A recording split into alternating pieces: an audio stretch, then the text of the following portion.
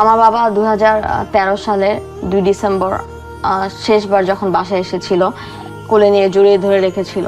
আমার বাবা যদি এবার ফিরে আসে, আমি আসলে আমার বাবাকে ওভাবে মানে জড়িয়ে ধরে থাকবো, যাতে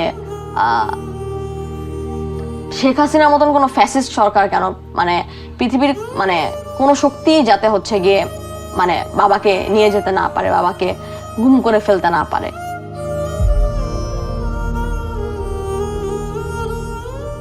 বাবা, আমার বাবারে দেখাই দাও তোমরা।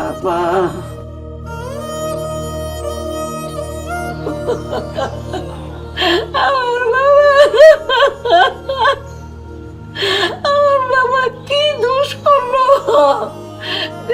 এত বছর যাবত আমার সুমনকে আটকে রাখছে। আব্বা,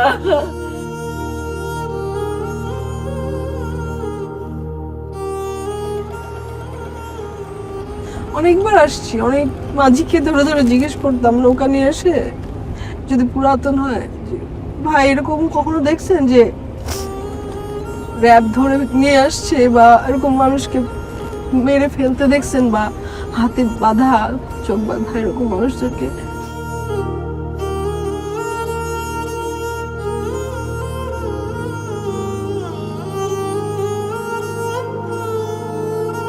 কই সুমন? আমাদের সুমন কই? মা, আমার মা যে ক্ষয় হয়ে যাচ্ছে, আমরা ভাই বোনরা যে আর শক্তি ধরে রাখতে পারি না। এখনো কেন ভাইটাকে দেখতে পাই না? এখনো কেন এমন দিন আসে না আমাদের যে হাসি দিয়ে বলবো, সুমন দাঁড়াইছিস, সুমন আসছিস?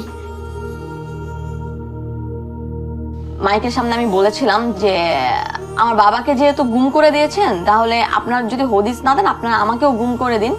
আমাকে গুম করে নিয়ে ওই জায়গাটাতে রেখে আসুন যেখানে আমার বাবাকে রেখে এসেছেন, যে আমি যেন চোখ দিয়ে আমার বাবাকে দেখতে পারি, আমি যেন ছুঁয়ে দেখতে পারি।